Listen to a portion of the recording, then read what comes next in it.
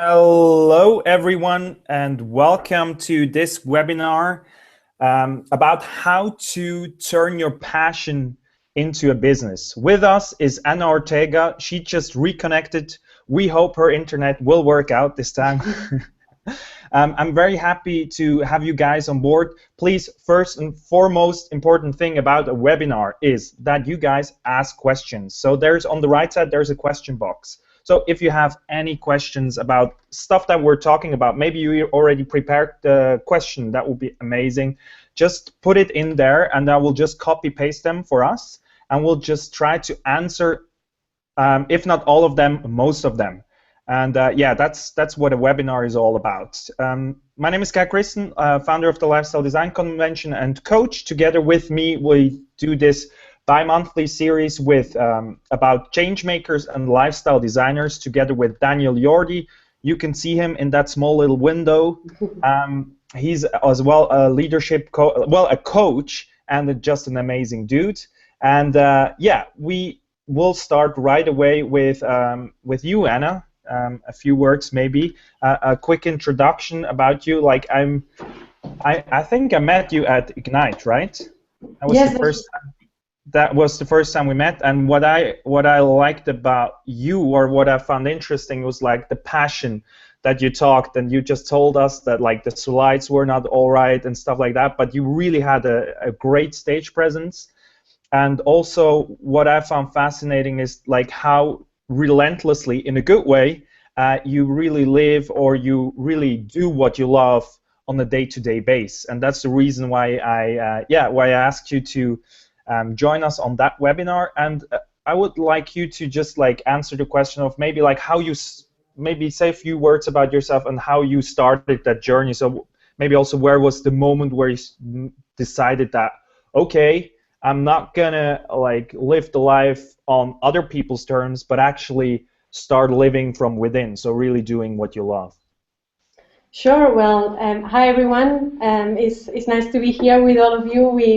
I met Kai and Daniel at the Ignite event, and yes, I was doing a speech about my living life and living your passion. And well, I come from southern Spain. I'm from Malaga, and I studied mass media. I've traveled the world looking for meaning, and I realized at an early stage in life that there was some pattern that was over the years repeating in my life, and is that I'm passionate about helping people.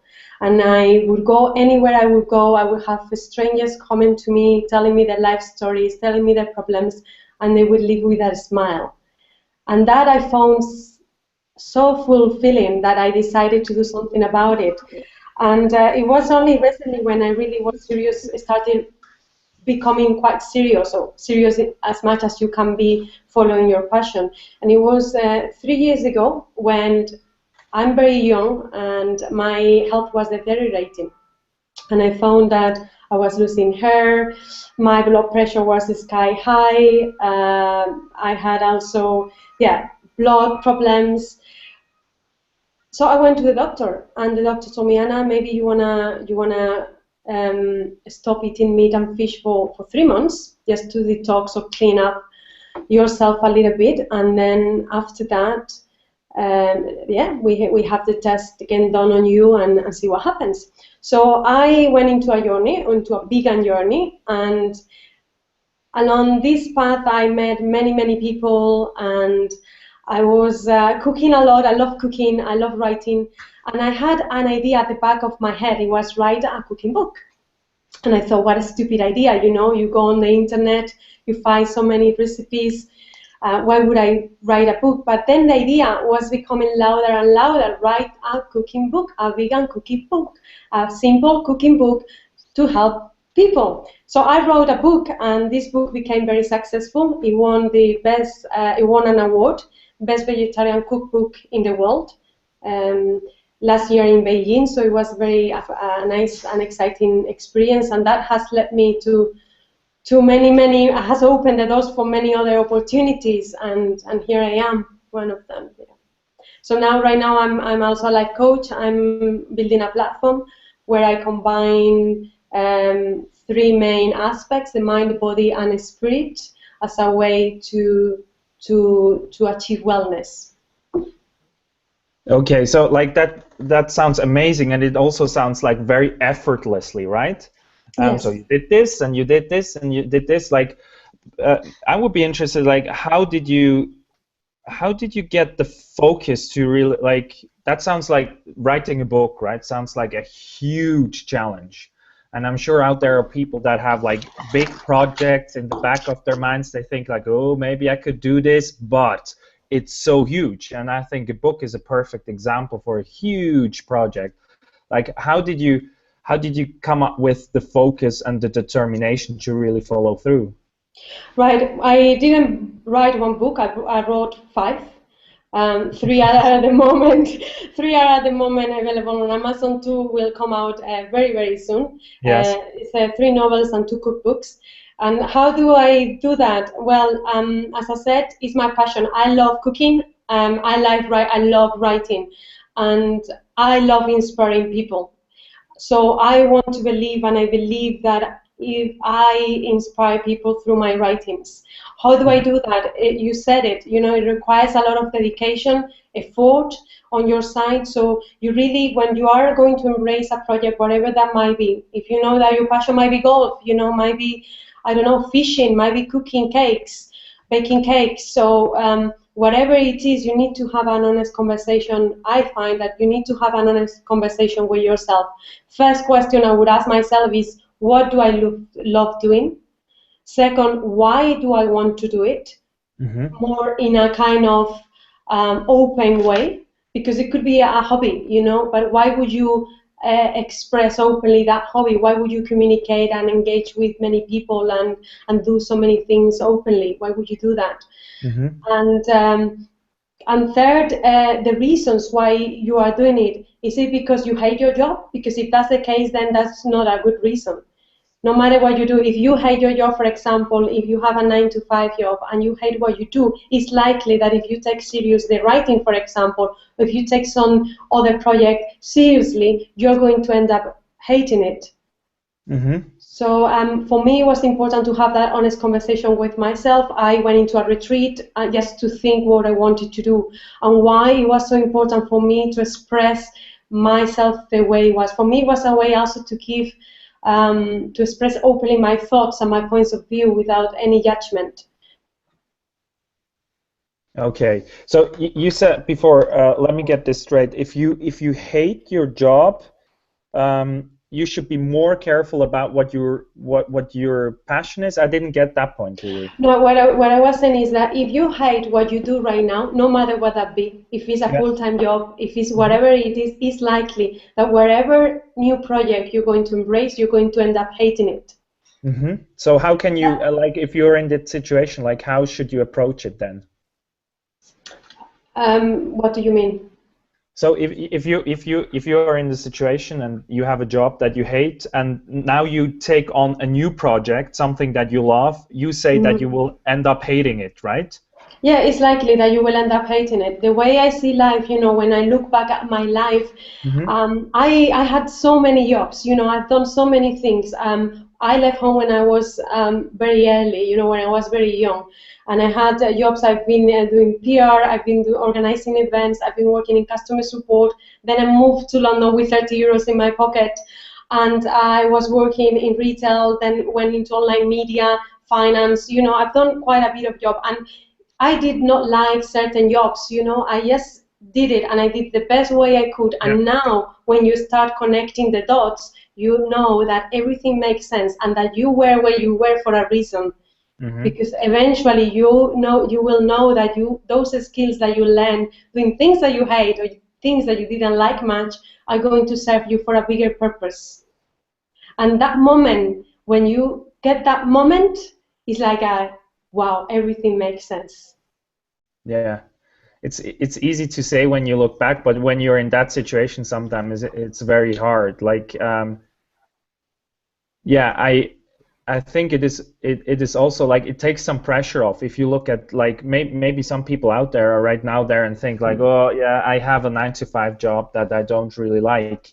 I think it's also somewhat comforting to know that you do this job right now for a reason, and the skills that you acquired there will help you in a way that you can't see, maybe can't even see right now. Like, yeah, for example, I remember with 16 or something doing that presentation course, and I was just simply interested in presentations, and now I'm doing communication training. So everything that that you do is like a small mosaic puzzle piece, and it will lead to the next. And I would have never thought like to right from university go right into, for example, communication training. So I can see what you mean. And also a lot of stuff that I didn't like there, for example, group work where some people didn't do their job and stuff, helps me now in my projects to keep the team together.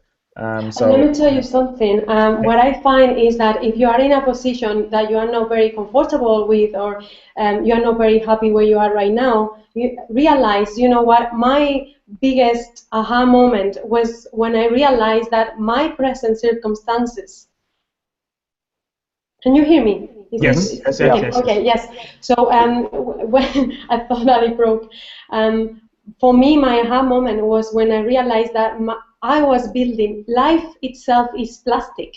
You can mold it to whatever it is what you want, you know. And for me, the biggest aha moment was when I realized that my present circumstances were created. So wherever you are right now, realize that it's a product of the actions and a series of decisions that you took yesterday.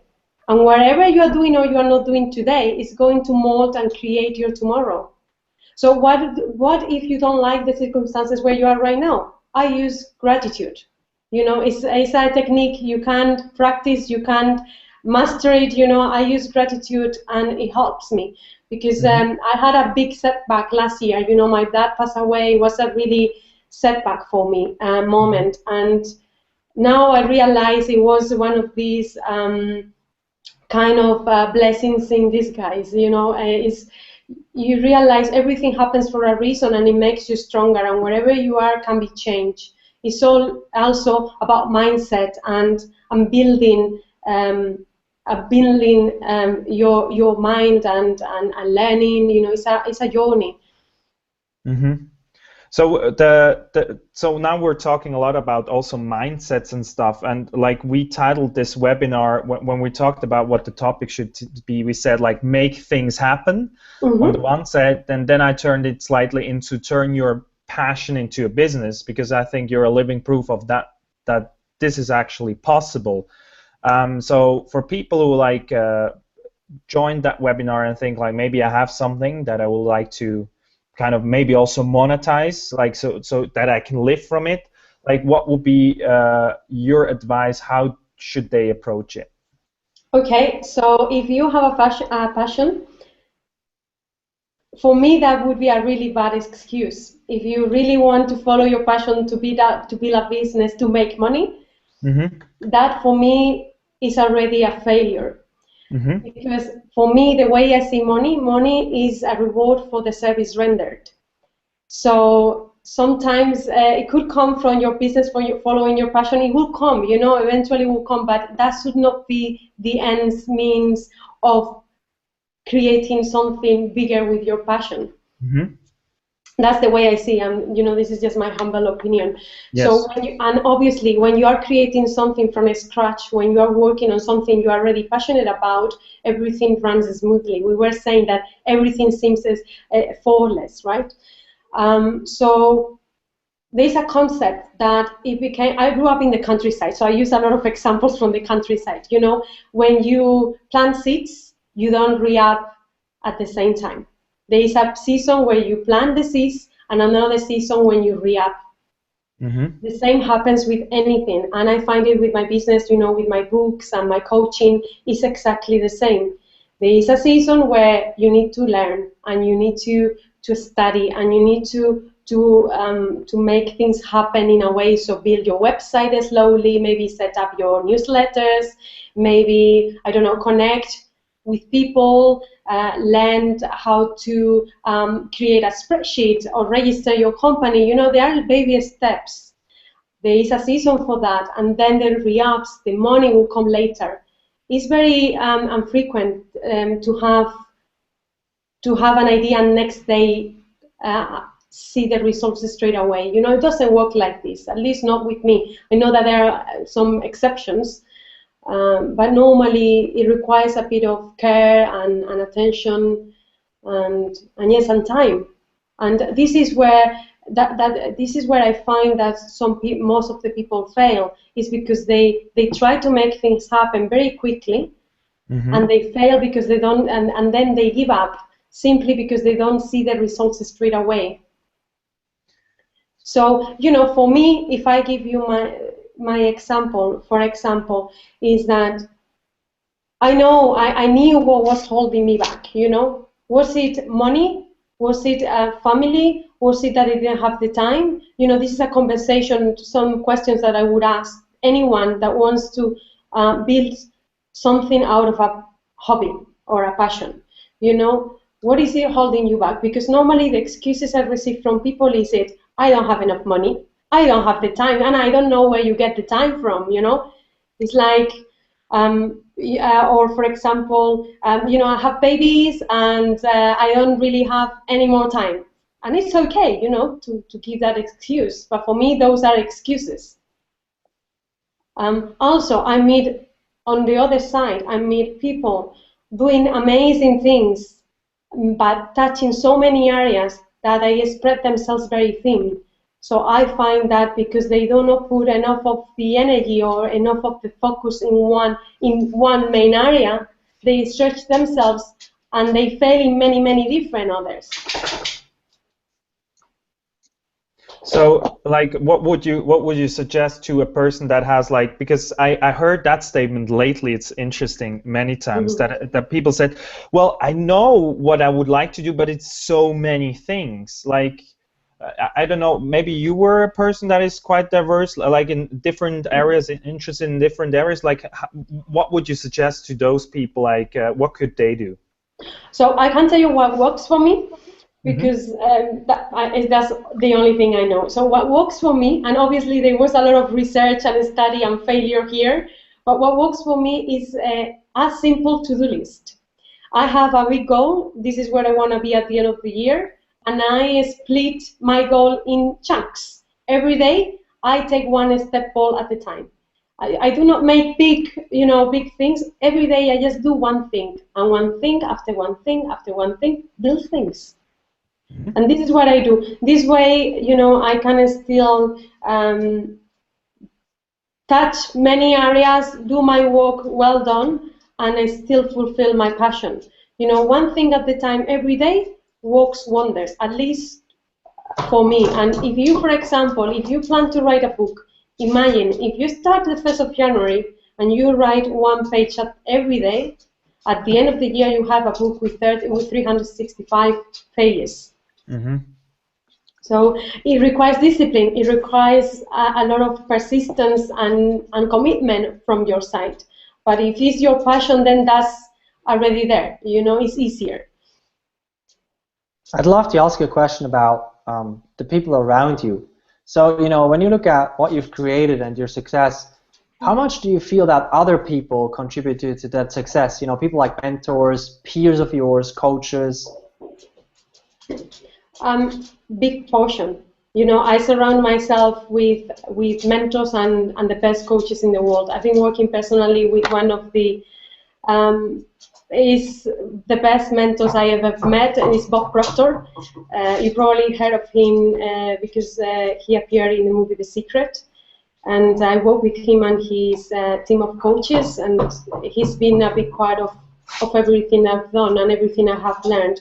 I also read a lot, you know, I follow leaders, I learn from leaders. I think that if you really want to succeed, you need to be ready to step out of your comfort zone and be ready to ask questions and acknowledge that you might not need to know everything, and that you can learn from others' mistakes too without having to make the mistakes yourself.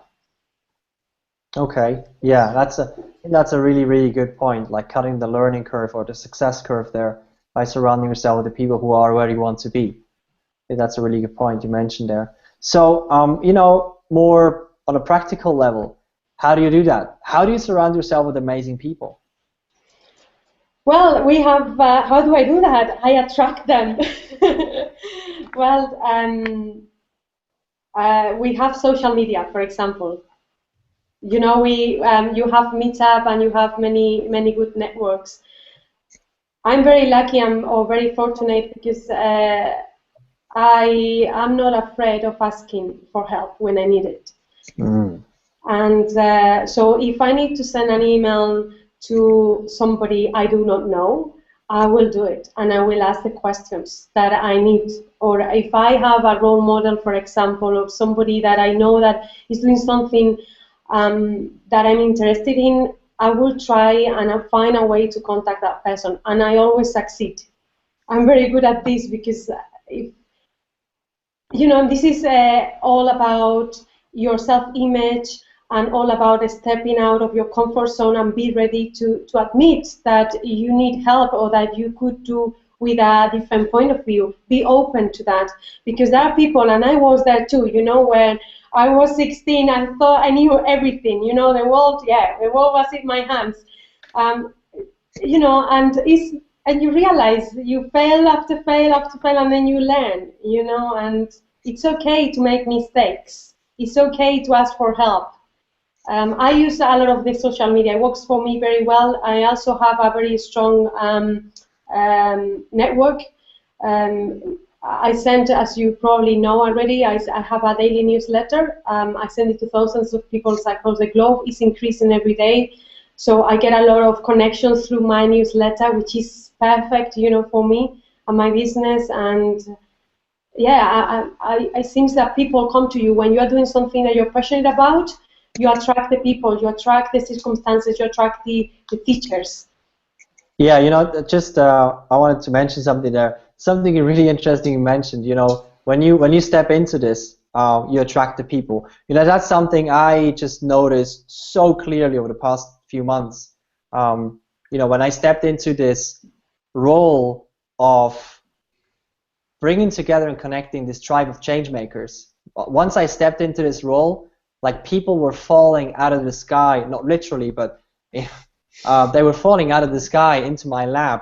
And I mean, change makers are showing up everywhere. I mean, I got to know some of the most incredible people I've ever met over the past, I don't know, 2 months or so, just because I stepped into this role. And it's something I worked on with my leadership coach. And you know, it was like there was like one key sentence he said, and he said, you know, in order for you to surround yourself with super people, you have to become super Daniel first.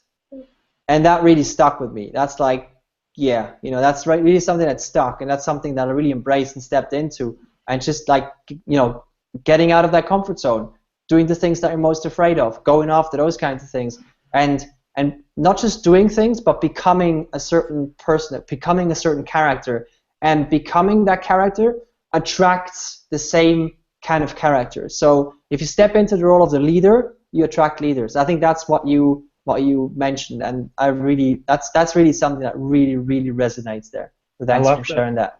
I love the fact that you said like Super Daniel, and I would even add like even if you're not Super Daniel yet, still contact the people that you would like to work with, or you have a question, as Anna said, because we always have this picture in our head that those people won't answer. But they in most of the times, like in my experience, those people they do answer, because if they're amazing people and they're like givers, you know, like they already got that life is about not taking stuff, but actually like giving out value. There is a pretty high chance that those people will answer. A good example for me was when I did start organizing the lifestyle design convention. Steve Bavlina was my first speaker. Like it's probably one of the biggest guys in the self-development industry with like 2 million page views a week or something, and it's ridiculous. And this guy just said like, yeah, sure, I'm coming. Like just because I met him really briefly at some conference, which he didn't even remember, but like just by asking, or like, let's take it even a step back, by taking action, by doing something, something was created. Because a lot of people don't do. They, I call it a little bit harshly, mentally masturbate, me included. A lot of times we mentally masturbate a lot. We think about, oh, that would be amazing, but, and then we stop because there was a but, right? So you had this inspirational thought, you were like, oh, I could do this, or I want to do this. It's more like, I want to do this. And you maybe had it under the shower, or when you were doing a workout, and you had this amazing inspirational idea, and then the but came really quick. The but came, and then there was the but, right? Yeah. You mentioned something really important there about taking action, because I very much do believe before you asked Steve Pavlina to be the speaker, you became super Kai, because you know, Kai decided, yes, I'm going to do the lifestyle design convention, and you stepped into this character of becoming super Kai by merely deciding to no longer settling for mediocre, but saying, I'm doing it. Like, making the decision to do it is you becoming super Kai. It's me becoming super Daniel. It's you becoming super Anna. It's merely the decision to say yes and going after it. That has nothing to do with achievements or accomplishing a lot of things. It is merely to do with something like making the decision, saying yes, and becoming that person. Very nicely said. I think we should head into a question that Tamara asked, and she is a attendee at this webinar, and she asked us, hi, how, first of all, hi Tamara, how did you do the transition? How did you know it was the right moment? That was directed to Anna. How did you do the transition, right? Probably from outside in to inside out, like to start molding the plastic of life. And what was, when did you know it was the right moment? That's very interesting. That's a very good question, Tamara. Thanks for that. You really never know when is the right moment. You know, you just need to do it. Because if you start thinking, is it the right moment? This is one of the excuses that I find, that it will never be the right moment. And for me, I started taking bold steps when I started receiving feedback from people. When I had people coming into my life asking for advice, and I knew that whatever we were doing together, whatever conversation we were doing, they would leave with a smile and they would thank me afterwards, really truly coming from the heart, and you can feel it, you know, it's like, you know, this is working and you're really making an impact in somebody else's life.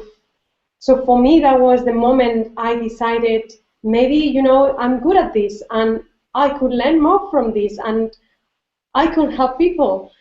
Also, you know, when nowadays, if you look at any organization, we're going through many changes. It's like it's happening changes all the time, and you see people leaving, coming in and out, and you see atmosphere as well getting impact.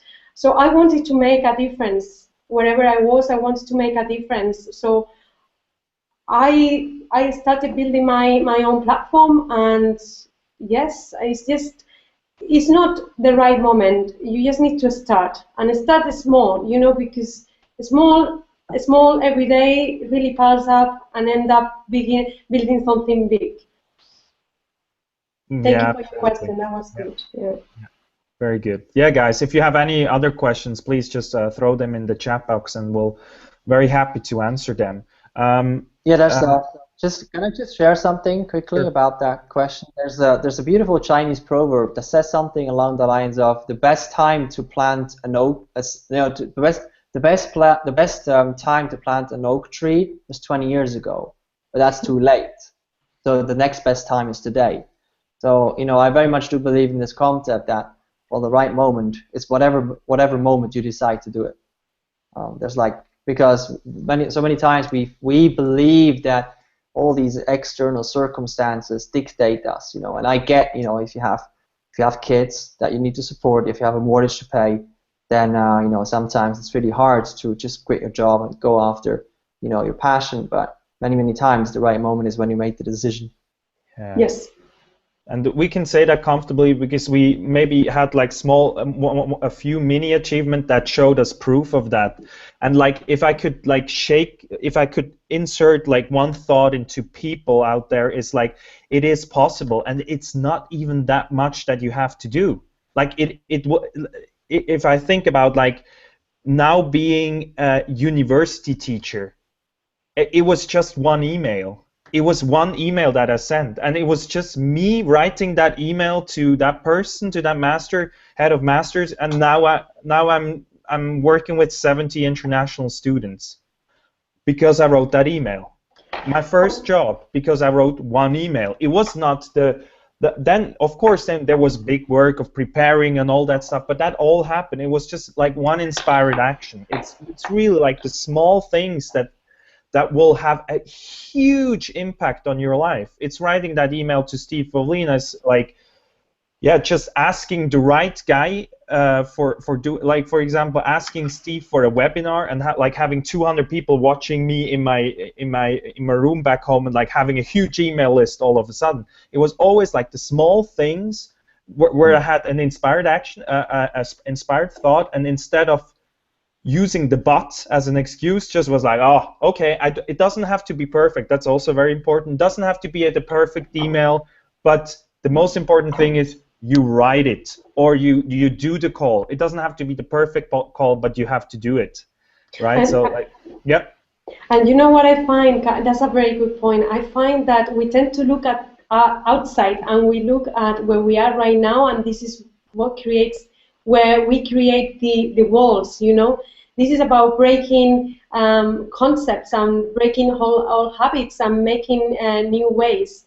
If the way I see it is that we look at outside, and then we see the limitation, and that's where we stand. But you wrote that email, for example, and it's because an idea came to your mind. That was not real. It was just an idea, you know, an inspired idea that was materialized afterwards. But all started in your mind. You know, when you realize that everything has a start in the mind, it's just everything changes, because then you can really mold your life. You know, I mean, I can just so much agree. You know, you guys just made me reminded myself, you know, of my TEDx talk that I have this Saturday. I mean, the way I got to get on stage at a TEDx is by simply in a conversation mentioning, you know, when somebody asked me, so, you know, what are you up to? What is your big goal? And I said, you know, on my vision board, there's a picture of me speaking at TEDx. And that person said, oh, really? I used to organize TEDx events in Switzerland. I know to organize it. Should I make an introduction? And that was all. That was it. And that started the whole chain of events. And, you know, it's these small little things that you just said, you know, that those inspired actions, when you have these, you know, these inspired thoughts, and then something comes up at the back of your mind that says, but, and then you just defeat the but and say, no, I'm just going to do it, and you do it. And it's these little tiny, it's sending an email, it's sending one line, it's having, you know, one phone call, it's mentioning one thing that's uncomfortable, it's talking to one more person at this event that's usually making the difference. It's always like, you know, there's this saying that says, like, you know, it's like 1 meter before success, usually most people, you know, stop, because that's the hardest, like the last meter is the hardest part. And you said something quite rightly, is taking the action. Because you might have inspired ideas. Yes, we all have ideas, you know, we all have dreams, but it's taking the action. When you have this inspired idea, it's taking the action, getting out of your comfort zone, and making that phone call, contacting that person, sending that email. That's what makes the difference. And this is where most of the people starting a business perhaps failed, because they do not take the action, you know, when they need to take the action. Yeah, and I think it's completely okay to sometimes fail at it. Like I fail probably 90% of the time at it, and then there's like sometimes I just take a few inspired actions, and you don't have to be perfect at this. That's what I also realized. I looked at all those coaches up there, and I thought, wow, they must be amazingly perfect, you know. and they're not. Like, if I learned one thing from organizing like this self-development growth event like this year, it was like they're all human beings. They're all strange sometimes, and they have like their perks and everything. The only thing is that they maybe did a tiny bit more of inspired action, just a tiny bit. It wasn't a lot, but like they just at some point decided, some millisecond, yes, why not? And they just did it. And the difference is much like, if I could like again shake people, it's like the difference is tiny. It's not a lot. It's not a lot that you have to do. Just a tiny little bit. Just do it, and like the ball gets rolling, and like the next thing comes. And that's the next thing, is also that you have to find those moments where you are inspired. You have to listen to them. Like, and for that, a very practical thing that you can do is, for example, mindfulness training in any way. An example is meditation.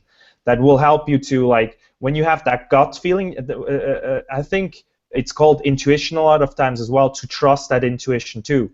And now we're almost at the topic of the last webinar as well. It's funny, we start talking about over and over about the same thing again, but I think that's it's the beauty of it. Yeah. You said a couple of things, and one was regarding failure. You know, the way I see it, there are no failures. It's just feedback. When you have a project, when you have your passion and you know where you want to go, the failures is just feedback that you're getting, of course. So you just need to adapt yourself to redirect. You know, so it's good to fail, because then you know that you just need to make some adjustments wherever you are. That's one of the points. And the other ones that I found quite interesting, Kai, was regarding the mindset. You know, when you decide to make a business out of your passion, there is a lot of kind of work involved on you. You know, you said before about becoming instead of doing. You know, we think that we need to do so many things, and a lot of people stress themselves out working 24 hours, doing things before they become that person. You know, how do you become that person?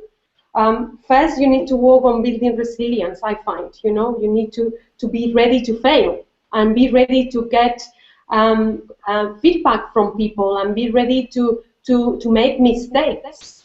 Also, the mindset is another point. Work on your self-development. How do you work on your self-development? Get a coach, you know, read books, get inspired, follow leaders. And the other one is important, also, or I find, is the body. Take care of your body, because the body is the instrument that you're going to use. The better care, the better you treat it, the better it's going to respond for you. And at the end of the day, this is all you have. So take care of your health as well. Without your health, you are nothing.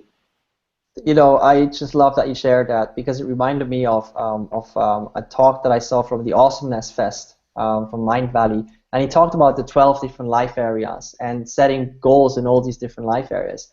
And essentially, and I had trouble for a long time like figuring that out, because all I was always focused on was business goals, business.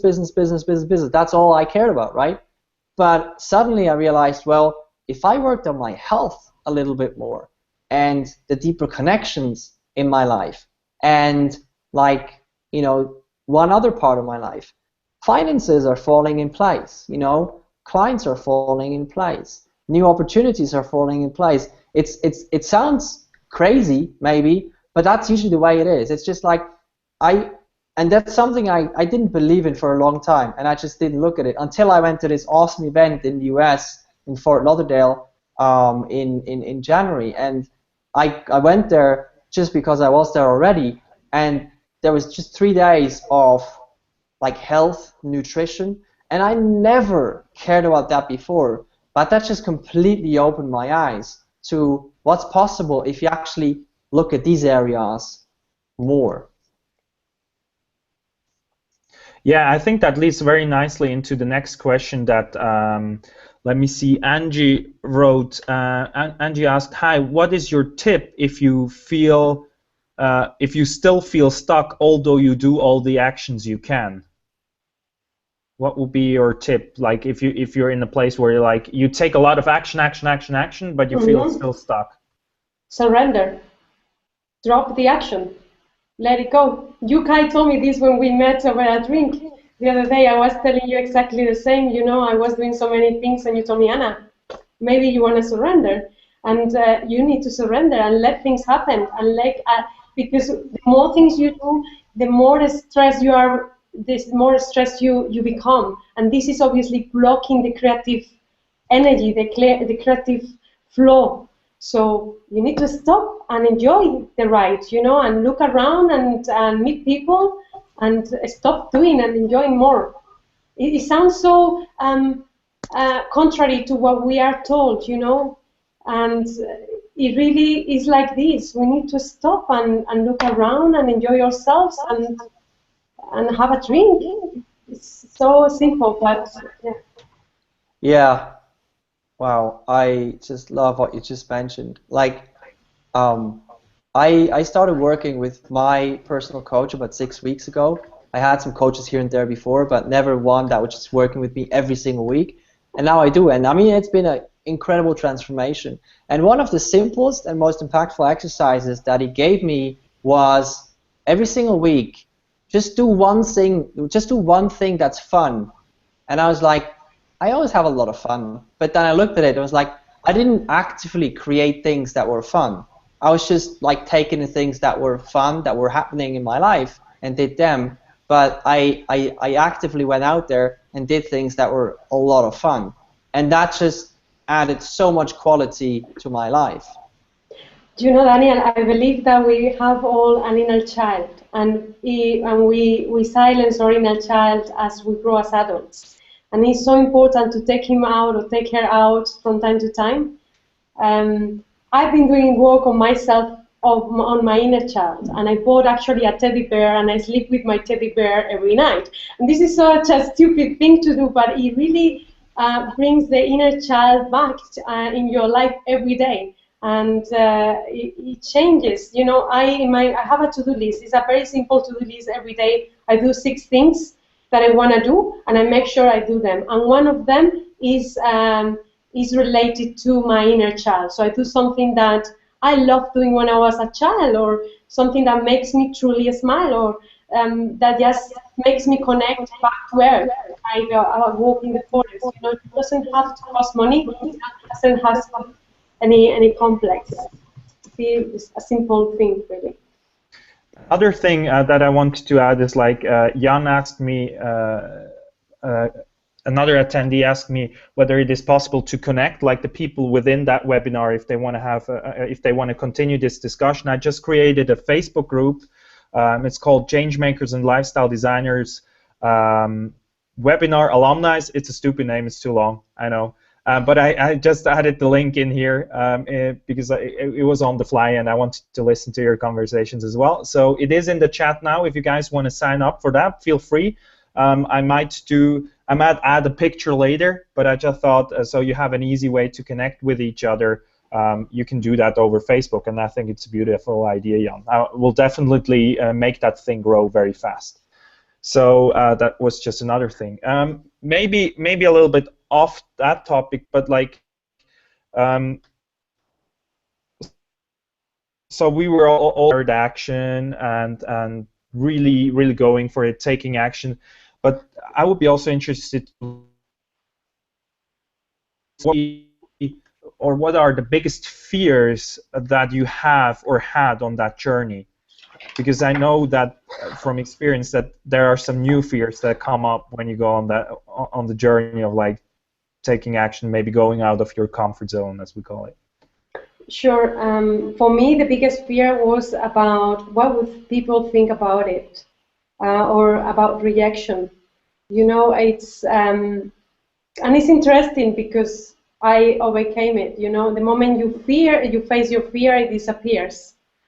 And I don't, you know, I tell you something. I wrote my first book when I was 12 years old. At the time, I didn't have a computer. I gave my book. It was in handwriting. I gave it to my teacher, and my teacher came back with feedback. And I was young, and she said to me, you know, Anna, it was a spiritual book. It was a spiritual novel. And at the time, you know, so I was talking about the soul and about, you know, all these. about the mind and the spirit and how it connects with the body, and I was becoming very spiritual at the time. And she didn't understand a word of what I was saying. So she came back saying, Anna, this book cannot be read, nobody will understand it. So at the time I took it very personal. Now I know it's okay to have that feedback, but I throw it away, obviously, no way to get it back, but because it was not in computer. But it's one of the things. I was afraid of what people would think about me. I don't care anymore. I got to a point in my life where I know that I'm making a difference. I know I'm helping people, and that's what fulfills me and makes me happy. And I know that I'm living my purpose. And when you are on purpose, everything unfolds and everything becomes effortless. And it doesn't matter what people think about you. You cannot live your life having a fear of what people think about you. So yeah. So I just step out of my comfort zone, so I'm doing a lot of presentations these days. This is also one of the first times I'm on a webinar. It's also stepping out of my comfort zone. It's just doing things. When the opportunity comes, yeah. You just reminded me of Shakespeare. You know why? Because when you talked about that book, that you wrote when you were 12 years old, think about, Shakespeare today, if he were at school 12 years old and he wrote, the text Shakespeare wrote, and he went to a teacher and gave it to a teacher, the teacher goes like, who talks like that, right? Nobody understands it. So I think it's and the fear of rejection, I think, is really something that a lot of people, including myself, are very much afraid of. So thanks for sharing that with the book there. I think another fear that I see when I work with clients and I see within me is the fear of probably, well, if you want to go on the very meta level, it's the fear of dying, right? So you think like, oh my God, if I will take inspired action, I might do what I love, but will I make money with it? Like, will I even survive? Now I have that, and I have maybe my house or like a car and all that stuff, and well, I will probably, I'm not sure whether I will survive, whether I can keep the stuff that I have. Like, what would your reply be to that kind of fear? I would not put myself in a situation where I feel that uncomfortable. Kai, if you, for example, have fear of how am I going to survive, realize that you're not going to start maybe earning money right away. That is going to come with time. So you need to have like a pillow so that you are not blocking the flow of energy or creative energy in the meanwhile. So how do you do that? You could have a job, or maybe reduce the hours while you're doing another where you are building your business, or you could just live on your savings, for example. I would just not put yourself in a situation where you are stressing about how you're going to sustain yourself, because that obviously blocks any creative source. I just thought of like a little bit off topic, but I just thought it's a perfect example of inspired action that just happened when Jan wrote about that Facebook page, because I was thinking for a very long time, like, how could I connect those people? And somehow in the stupid level, like, I didn't think of a Facebook group, for example. And now this guy wrote, and like, it just felt like, yes, that feels good. And like, you just do it. It's not perfect, and it's the name is too long, and there's no picture on it. And I could have thought like, oh, well, but I should really make it perfect first, before I will present it to people, because what will people think of me? And that's a fear that I have a lot of times, like, what will people think of me? But then it was like that, fuck it, like, let's do it anyways, and like, at least people connect, at least people can share with stuff. And now, like, people are already, I can see like the notifications, like bim, bim, bim, bim, like people going into that group. And I think it's the perfect place to actually also promote further webinars, for example, because it's the place where people can connect. And stuff like that happens to me all the time. And when I force it, as the woman before wrote, what was her name? Angie, I think. Angie. Like when you feel like you're forcing it, it's not gonna work. It's like when you like it's like you go against the river of life. It's like, and mostly even if you succeed on an external level, even the success will not feel great because there was too much like fighting against what shouldn't be done somehow.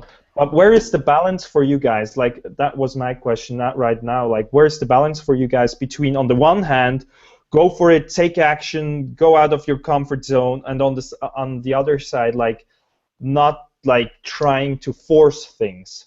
How where would you see the balance? Well, okay, I'm going to start. So, I mean, there's one simple question I think that is to ask there. Like, I love asking the question, does this feel exciting and uncomfortable?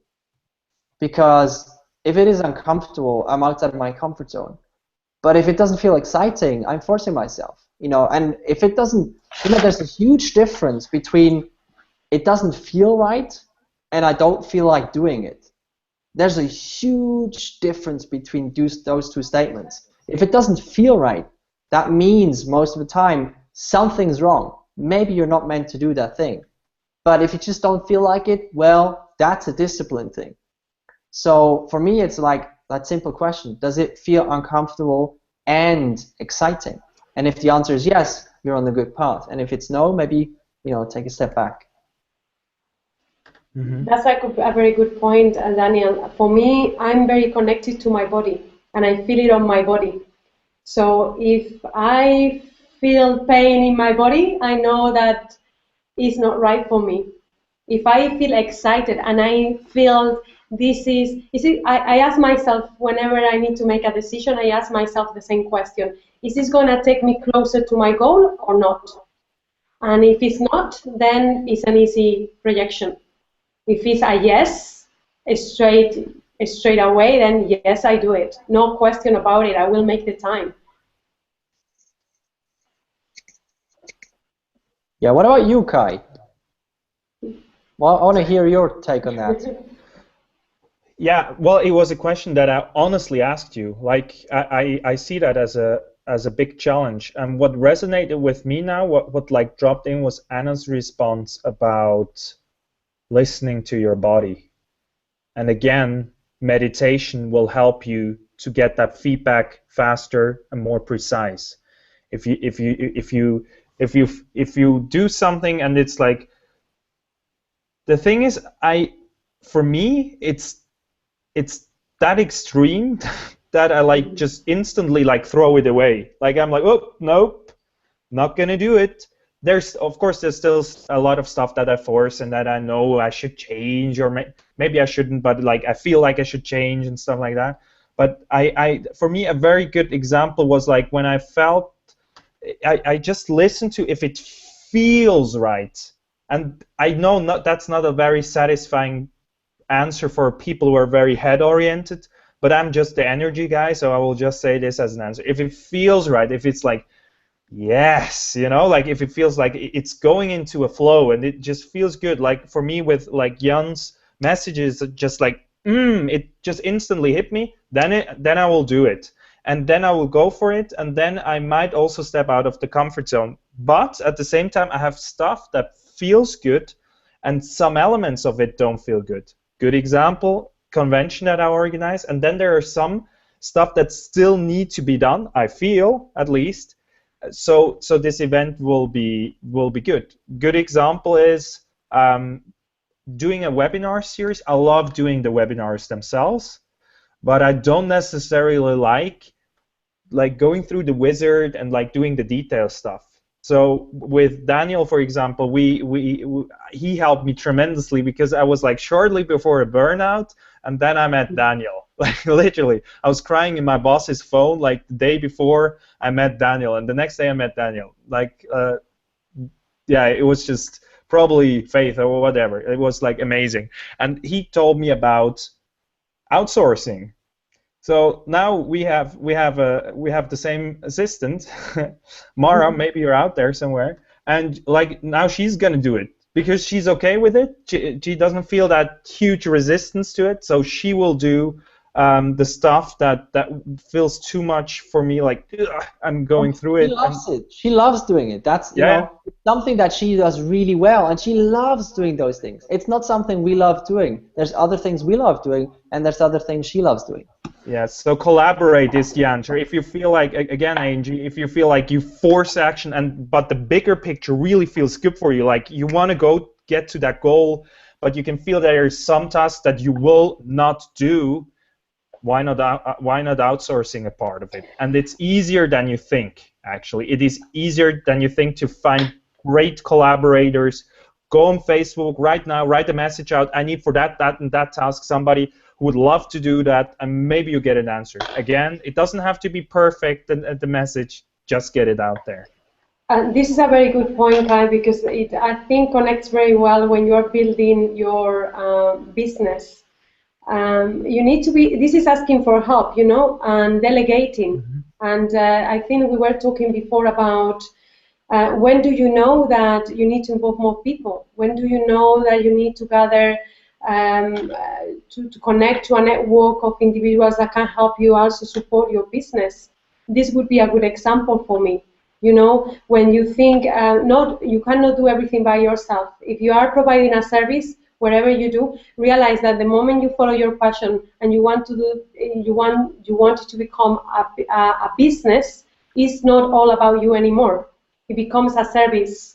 And the moment you are going to service people, you need assistance because you cannot do all by yourself. You cannot multiply. You need to find a way to be present in many ways at the same time, and the only way you can do that is by delegating.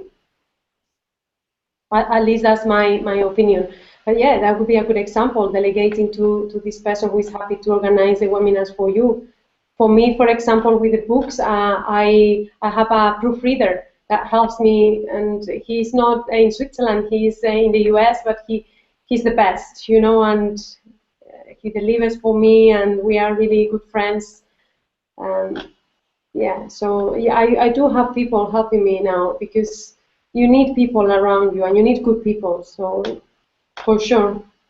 Yeah, and it's not even an excuse that they will cost a lot of money and stuff. Like with today's economy, you can hire people from everywhere for a few bucks an hour that will do amazing work, and for them it's still much more money than in their country, so it's a win-win situation.